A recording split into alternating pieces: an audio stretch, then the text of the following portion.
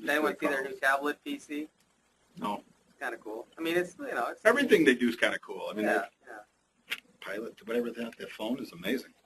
It may stand a chance to replace the Kindle, I think. Yeah, that's what they're saying on the. Yeah. I mean, it's also way got better. internet access and Right. Wi-Fi and it's color. yeah. So, I can't even use a phone.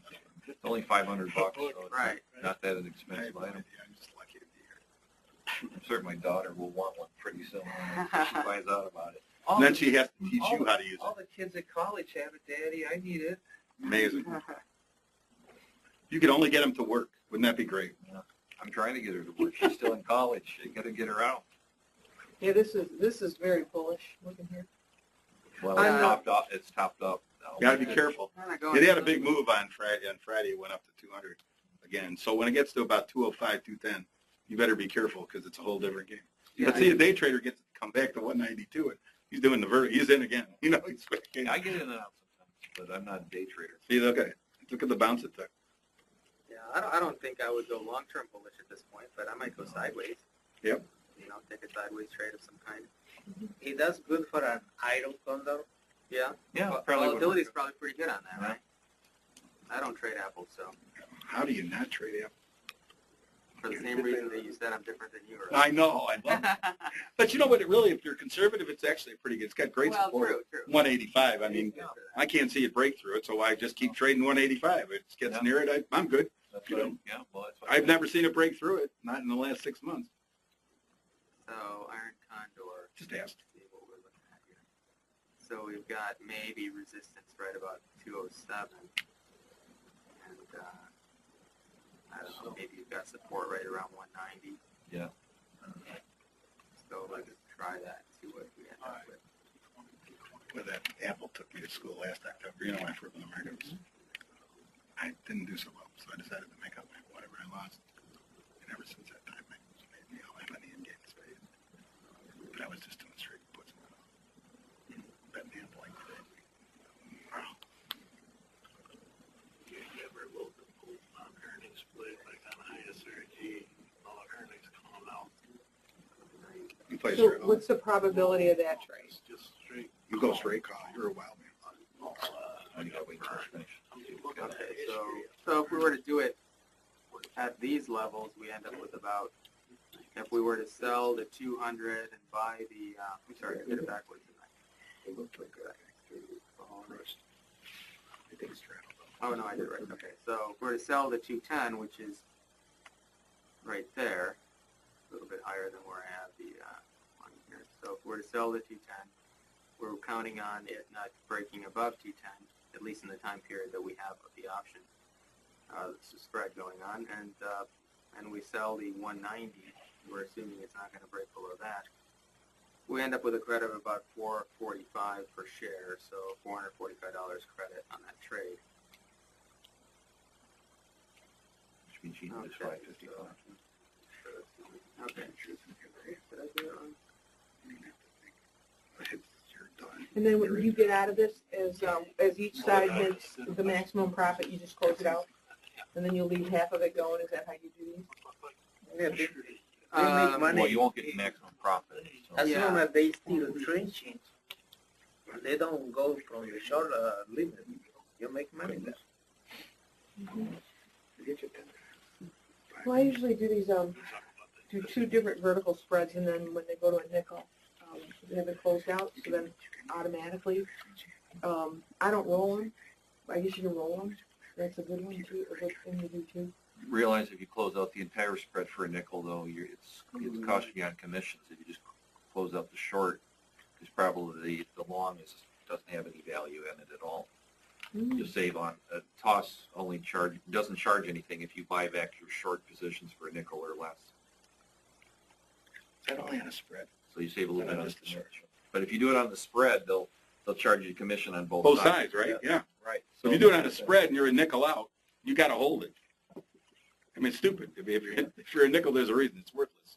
So if you sell out, if you're way out in time, it makes sense. But otherwise, getting out of it, they hit you both ways. I'm guessing That's the what I chart thought. looks a little bit funny because the market's not live, so the data's not probably accurate. They got But But anyway, Well, no, so it's you're looking because at your your, symmetry, you got 190, 185, and you got 10 points on one Oh. side and 5 on the Oh, other side. that's what it is. I knew it did You something. can get out of the short, but go keep the call. 200 to 10. Oh, It's okay. about 200 goes by time. There's no All point. right, there we Might go. as well just wait, Thanks for that. for a couple days, Thanks for whatever. 5 days. Okay, so you're looking at the iron condor. So you make money if it stays in this middle range, Yeah, right? we have to So, go to 180. assuming you hold it till expiration, this is what the chart looks like, the red line. And so you make the most money in this area, assuming it stays in that area. But it depends on your strategy. But most people, well, I don't know about most people, but some people will hold it to expiration. Some will get out of it before expiration. I typically get out of it the week before expiration or sooner. If it's- Can you go back to the chart on Apple? Because I don't like to do iron condors directly. I'll leg into them. Okay. Like on Apple, Yeah. I did when it was up there. I did the 220, 230 bear call spread, Yeah, that's good. and then when it drops down, then I put on the other part of the iron condor, if you want to call it that. But that's just the way I trade. I just don't like to be putting on an iron condor because it'd have to be right in the middle, and then you're assuming that it's going to go one way or the other. I have a bias, so I figure it's going to go up or down, and I usually will put on a half of the trade, and then if it goes looks like it's hitting resistance like the 215, then I would put on the bear call part of the iron condor. Yeah. That's just the way I Try to trade. get as much credit as possible at that. I'm greedy. I want as No, much you should. money as I can get each Yeah. day. Absolutely logical. And then when you do Why put pay on, for it when it's down here? when you do put on the extra spread, it doesn't cost you anything in buying power Right. because it's an iron condor, which Right. is nice too. But That's true. so sometimes a lot of times I just have a spread trade on one side and I never get to the other side. But sometimes I do, like Apple, I did this time. Because it went down. Yeah, right. Yeah. Yeah, that's good. I do that I like sometimes. that. Yeah. Actually, most of the time I like it. I usually leg in. I don't like to put them on and just hope and pray that it stays in the middle. So Yeah. Now, if you want to get really fancy and you're more of a day trader kind of mentality, then you may even intraday, if you wanted to place a whole iron condor within the day and the market was moving, or Apple was moving pretty substantially, you could sell both short positions naked, and then by the end of the day add your long positions. So if volatility was high. So let's say the day starts out, Apple drops, it hits support, and you've got a volatility spike, you sell the short positions, and then if it goes back up again by the end of the day, of course, you got to be really nimble on your feet to do something like that, but then you could buy the long positions at the end of the day when volatility is low. So what you've done is you've increased the potential profit, reduced the risk on that trade, because you sold at a high volatility, bought at a low volatility. And you got to be really watching all day too. Yeah. I mean, it's You kind of have you know, there are people that run schools that teach you to short and long for income. Well, long's tougher to go for income. You're doing what you're doing because you're tying up a lot of capital. But shorting doesn't take any capital tie up. So when you're playing to the top of a stock, so let's say Apple's top is 210 and you short that, you're not tying up any capital, right? Until you get out. So when you're in a short position, you're not. But you're tying up capital. Every time you're long, you're tying up capital. So it's a different animal, whether you use an option or whether you use or use a short position.